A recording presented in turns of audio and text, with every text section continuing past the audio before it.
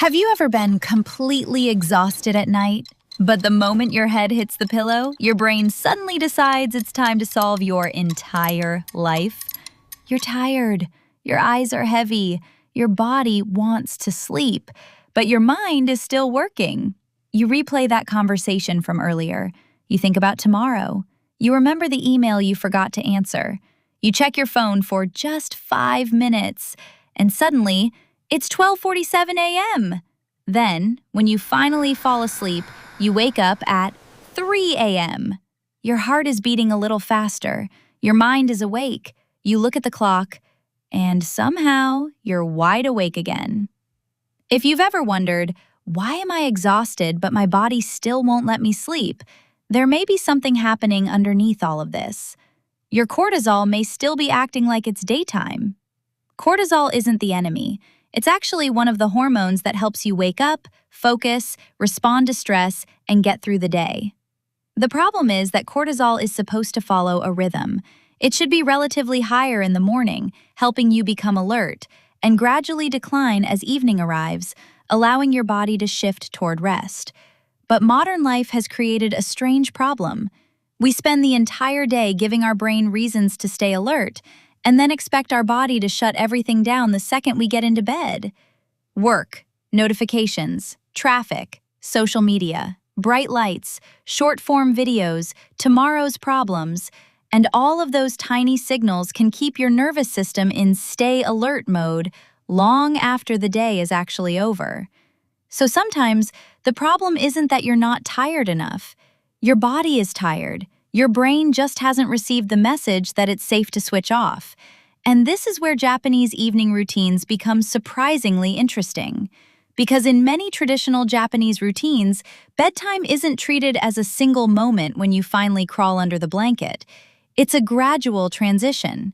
The body is warmed, the lights become softer, the muscles slow down, and the mind gets a chance to empty itself.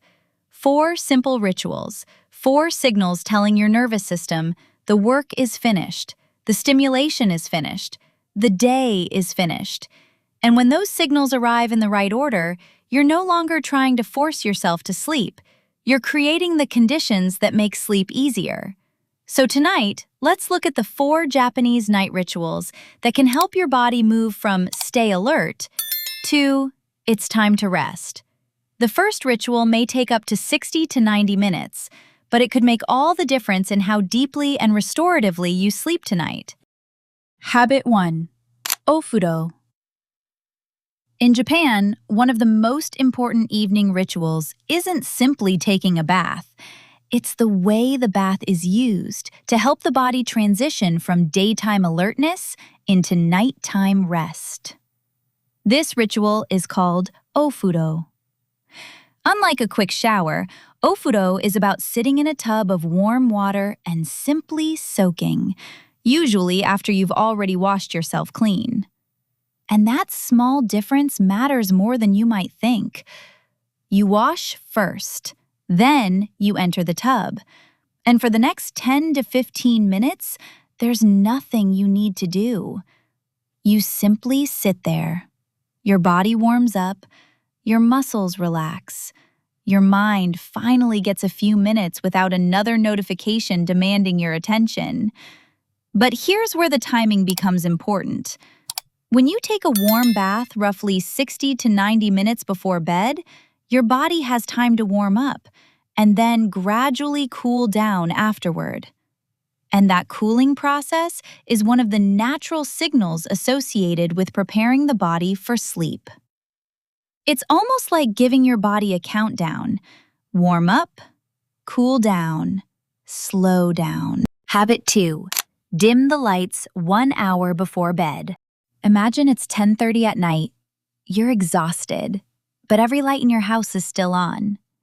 The kitchen is bright. The ceiling lights are bright. The bathroom looks like an operating room.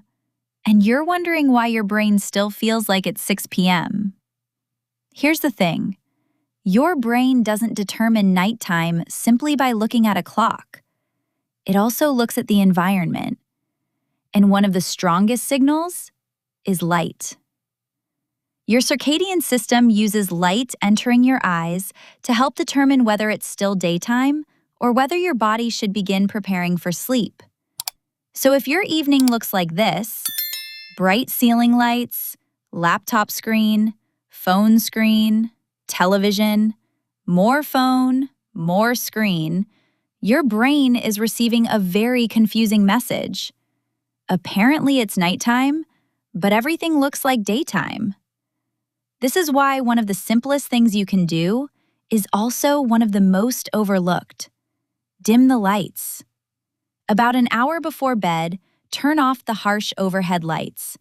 Use a warmer, softer lamp instead. A bedside lamp, a floor lamp, a small light in the corner of the room. You don't need to make your house completely dark. You're simply creating a gradual visual sunset. Outside, the sky gets darker. Your home gets darker too. And your brain gets a much clearer message. The active part of the day is ending. This is also where the phone becomes important. Yes, you've heard it 1,000 times. Don't use your phone before bed. But here's the bigger idea. It's not only about the phone. It's about constant stimulation. Bright light, new information, short-form videos, notifications, arguments, news, other people's lives. Every swipe gives your brain another reason to stay engaged. So instead of asking, "Can I survive without my phone for the entire evening?" Start smaller. Dim the room. Put the phone away for the last 30 minutes. Let the environment become boring. Because boring is exactly what your nervous system might need. And once the environment becomes quieter, there's one more thing you can do to tell your body. You don't need to be physically tense anymore. Habit 3. 5 minutes of slow stretching. You don't need a workout. You don't need to sweat. And please don't decide at 11:30 p.m. that tonight is the night you're finally going to become a fitness influencer. This is much simpler. 5 minutes. Slow stretching. That's it. Sit on the floor. Use a tatami mat, a yoga mat, or simply a comfortable surface beside your bed. Then move slowly. A gentle forward fold. A seated twist. Shoulder rolls. A light neck stretch. A hip opener. Then lie down and bring your knees toward your chest. Nothing intense, nothing competitive, nothing that makes your heart race. The goal isn't to become more flexible. The goal is to help your body let go of the day. Think about what happens to your body during a normal modern day. You sit at a desk. You stare at a screen. You drive. You type. You carry tension in your shoulders. You clench your jaw. You sit in the same position for hours. And most of the time, you don't even notice. Until you finally get into bed, and suddenly you realize, why are my shoulders still up here? Slow stretching gives you 5 minutes to physically reverse some of that tension. And when you combine slow movement with slow breathing and longer exhales, you're encouraging the body toward the parasympathetic side of the nervous system, the side associated with rest and recovery. You're not forcing yourself to sleep. You're simply removing some of the reasons your body has to stay alert. And this is the philosophy behind all 4 rituals. Don't force sleep. Prepare for it. But there's still one problem. You can have a warm body, a dark room, relaxed muscles, and still have a brain that refuses to shut up. Because sometimes the last thing keeping you awake isn't your body. It's everything you're still thinking about. Habit 4. The 3-minute empty mind ritual. This one takes 3 minutes. You need a notebook and a pen. Before bed, write down whatever is still running through your mind. Not a perfect journal, not a beautiful gratitude list, Not a 5-page reflection about your childhood. Just get the thoughts out. Tomorrow's meeting? Write it down. The thing your coworker said? Write it down. The bill you need to pay? Write it down. The appointment you can't forget? Write it down. The random thought that appeared in your brain for absolutely no reason? Write that down too. It doesn't have to be organized. It doesn't even have to make sense. The point is to move the thought from inside your head to somewhere outside of it. And then comes the important part. Close the notebook. Put the pen down. Leave it there. And tell yourself, I don't need to solve this tonight. Because this is what happens when you go to bed with an unfinished mental to-do list. One thought leads to another. Tomorrow's meeting reminds you of an email. The email reminds you about money. Money reminds you about your future.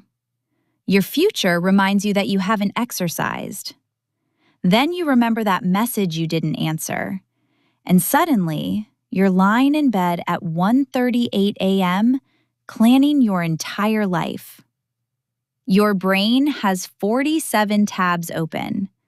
The notebook doesn't solve all 47 problems.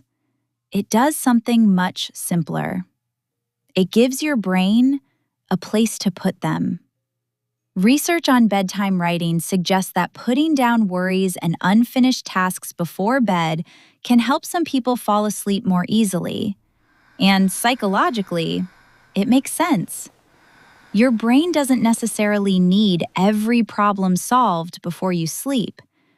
Sometimes it simply needs to know, I won't forget this tomorrow. Once it's written down, you can stop carrying it. And that brings us to the real reason these 4 rituals work so well together. Look at the sequence. First, Ofuro. You warm the body, then allow it to cool. Second, dim lighting. You reduce the visual stimulation around you.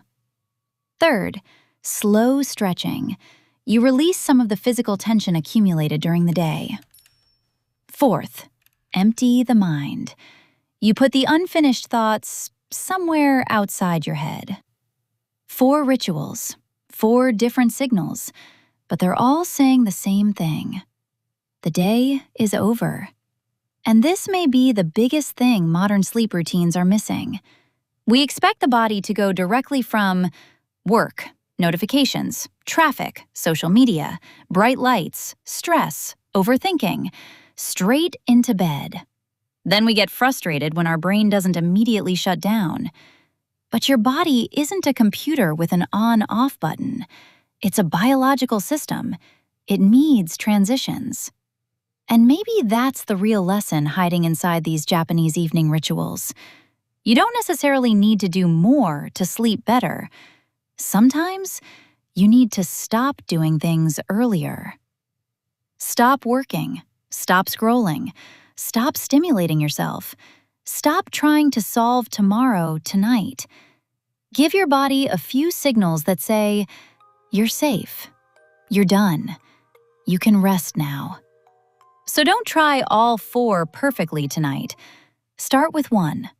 Turn down the lights. Take a warm bath. Stretch for 5 minutes. Or write down everything that's still running through your head. Then close the notebook and let the day stay on the page.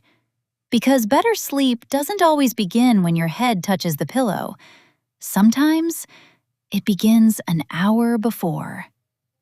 And if you wake up tomorrow feeling a little more rested, you may realize something important. Your body didn't forget how to sleep. It just needed a better transition into it. So tonight, give your body that transition and let the day finally end.